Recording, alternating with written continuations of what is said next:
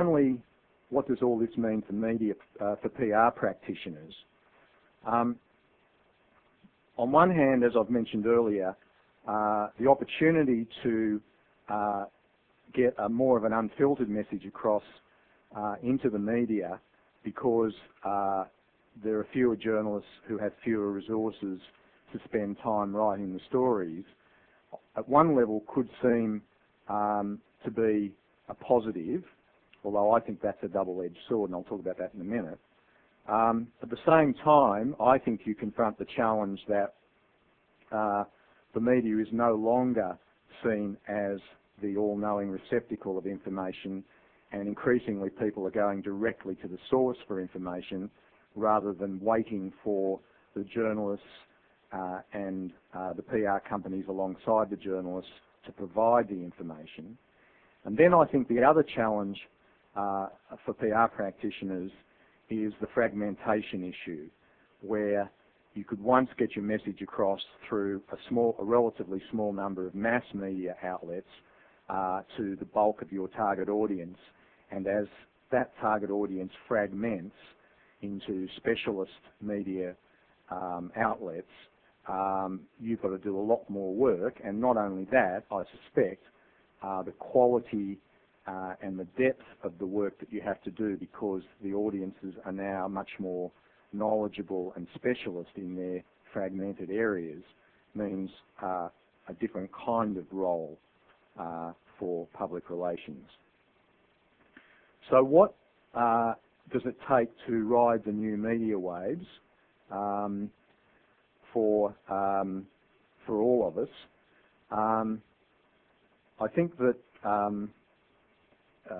flexibility, agility. Sorry, I think we've flipped some slides here. Sorry, I've missed one slide. My apology. I'll just go back to this one. Yeah, the final point I wanted to make on the sort of unravelling aspect is that this is a media revolution which may never end. In other words, when radio was invented, when television was invented, when Gutenberg invented the printing press, when the cinema was created, when cable TV and satellite TV were created, these were kind of standalone innovations. They had a sort of start point, and then they were invented, and then an audience came, and that lasted for a long time. The difference in this case, in my view, is that this could be a never-ending media revolution, that it's not just the so-called internet, which started with fairly clunky websites on PCs, that what it really is the dissemination of all kinds of information and all forms of media on all kinds of devices. And it's converging, and it's overlapping, and it's continuing to roll out because it's driven by the technological both possibilities and open-endedness that technology offers us. And so I think this adds enormously to the lack of any kind of solid compass as to where this is going, and at any given point you can't stop and say, yeah, that's TV, or yeah, that's newspapers. This is digital information that's just free-flowing, and I think people need to bear that in mind.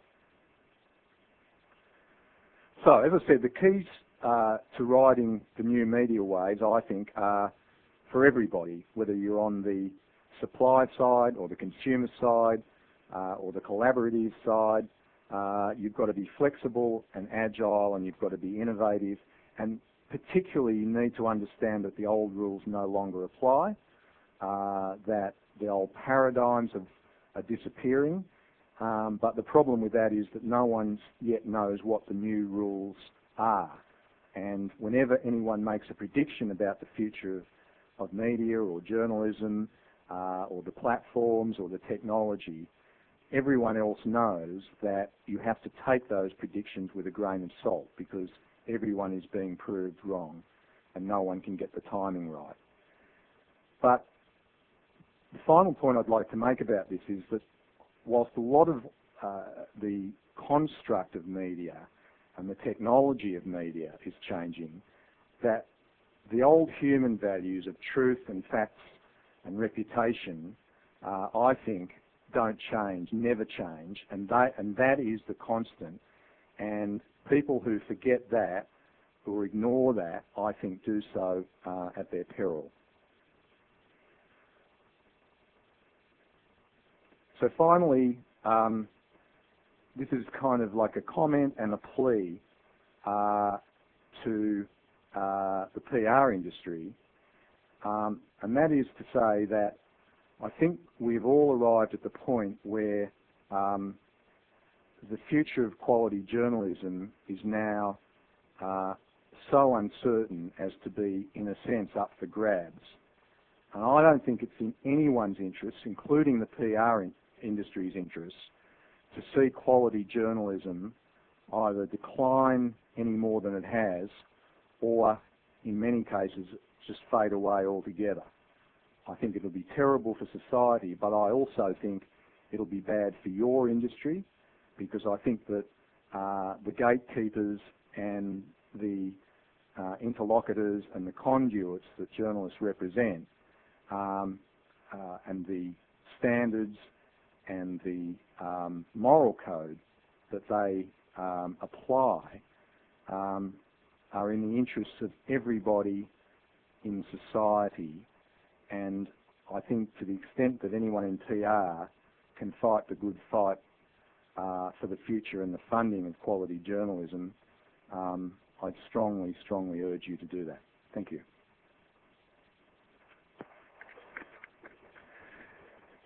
Thanks, Eric. That was a fantastic presentation. Do we have any questions from the floor? The way to ask those questions is along the top. You'll see a Q&A button on the menu. If you just click on that, you can type in your question, and we'll ask Eric.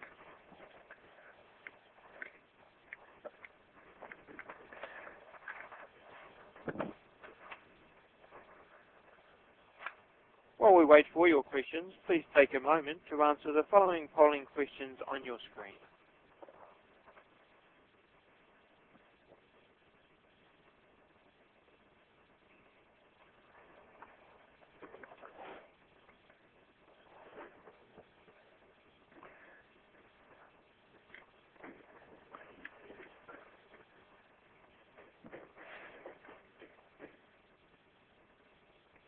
So, while we're waiting, everyone is answering these questions, Eric.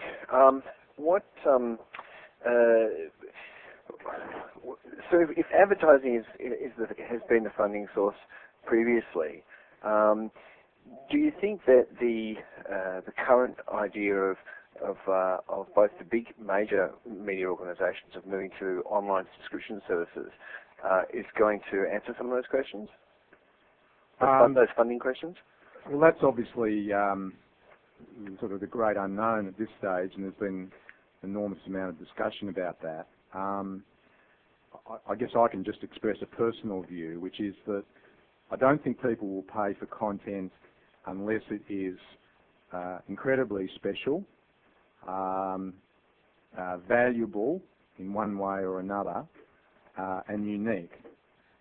So if it's the kind of semi-commoditized news kind of coverage that a lot of news organisations provide now, I think it will be very difficult to get audiences to pay much, if at all, for that sort of thing. On the other hand, if it is genuinely differentiated and unique analysis or commentary or insights that an audience can't find anywhere else, and I think this particularly applies to information about finance and investment and business, because there's a direct